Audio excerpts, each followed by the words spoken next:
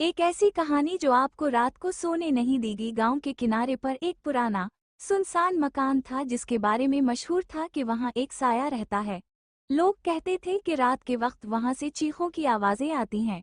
कोई भी शख्स सूरज गुरूब होने के बाद इस मकान के करीब नहीं जाता था। एक दिन अली नामी नौजवान, जो माफो खलफतरत चीजों पर यकीन नहीं रखता था, उसने फैसला किया कि वो इस मकान की हकीकत मालूम करेगा। कैमरा और टार्चा लेकर वो रात को इस मकान में दाखिल हुआ। शुरू में सब कुछ नॉर्मल लगा, लेकिन जैसे ही रात गहरी होने लगी, अजीब सी सर्दी मकान में फैल गई। अचानक एक दरवाज़ा खुद बंद हो गया।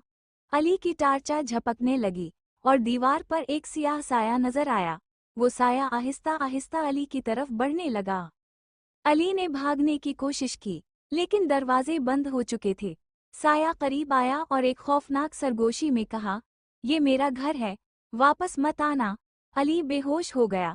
जब अगली सुबह लोग उसे तलाश करने आए, तो वो मकान के अंदर बेहोश पड़ा मिला। होश आने के बाद वो कभी दोबारा कुछ बोल न सका, सिर्फ एक लफ्ज दोहराता रहा, साया, साया। अगर आपको कहानी पसंद आई हो, तो लाइक करना ना भूलिएगा और ऐसी ही खौफनाक कहानियों के लिए कहानियों का सफर को जरूर सब्सक्राइब करें।